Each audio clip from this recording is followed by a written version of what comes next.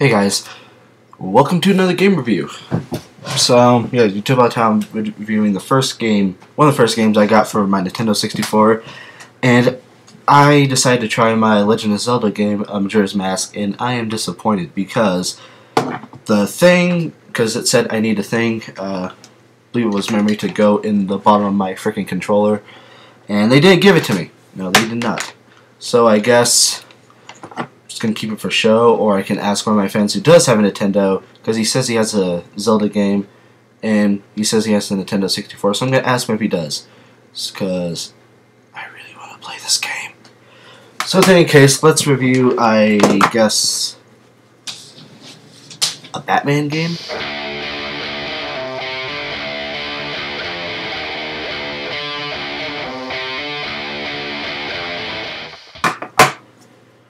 Batman Beyond: Return of the Joker, the video game for Nintendo 64.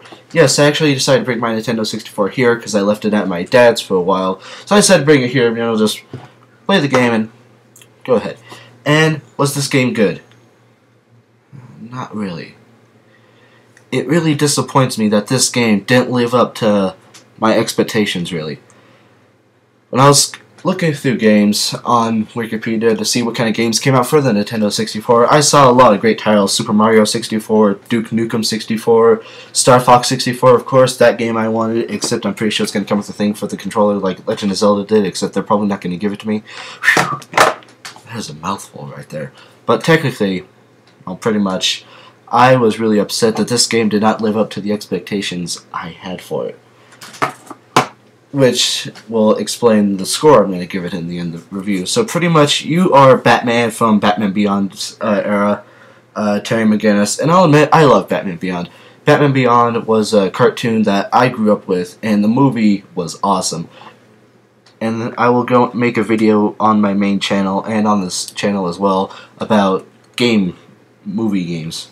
And this is a good example of what I'm going to be talking about in that video, except I gotta gather more information, then I will show you.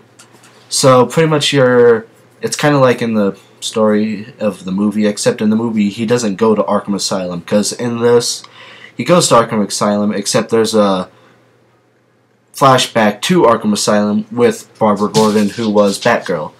And they explain a lot in that, except I don't know why Terry in this game has to even go to Arkham Asylum. And some of the combat I wasn't a huge fan of. I mean, you're using, of course, if you've seen the controller for the Nintendo 64, as you can see, two buttons, pretty much, these two. And you can choose from different weapons, which I thought was kind of cool. You can choose either the Dark Knight Discus, the Dark Knight Staff, I think what it was called, and I like the staff. It was just a staff and had the cool Batman Beyond symbol hanging on the top and bottom of it. It looked awesome. I love using that, and the static thing, which doesn't work for shit in this game. That really pissed me off. It did not work for shit in this game. Another thing I kind of have to complain about is, of course, I mentioned the combat. I wasn't a huge fan of the combat. You're just pressing, the A is the goal to win anything. When you're in combat, you run up to the guys. Oh, he's dead. Oh, there's another guy. He's dead too. Oh, I gotta fight a boss. He's dead. That's pretty much most of the combat in this game. Now, I'll admit, this game is very disappointing. If you're a Batman fan, I guess you can check it out, because I'll admit, it was kind of interesting to play Batman Beyond: Return of the Joker. This was one of the games that I was living up the expectation for this game, except it has just, this is just a bad game in a way. In parts, I did enjoy, but it just didn't live up to the hype for me. I'm sorry. One of the things I kind of have to complain about is, I guess, for the graphics. I mean, of course, this is 2000. I'm not expecting really good graphics, but I kind of expected just a little bit more. And of course, I'm kind of nitpicking right here, but I kind of thought the graphics could have been a little bit better, but at least I can actually see what I am playing. That's a good thing. So, I guess the final verdict for Batman Beyond: Return of the Joker is a 4 out of 10. it really disappointed me that this game would actually just didn't work for me at all.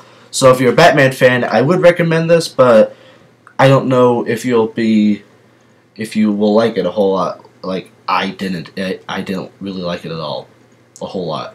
So Batman fans, you can check it out, but fans of games like Mario, Sonic, Kirby, all not fit into the Nintendo, but you probably might want to stay away. But if you're interested, go ahead and check it out. So that is why I gave it the 4 out of 10. This game just didn't live up to the hype for me. I'm sorry, guys. So I'll see you guys another day with a review of the Nintendo 64 system.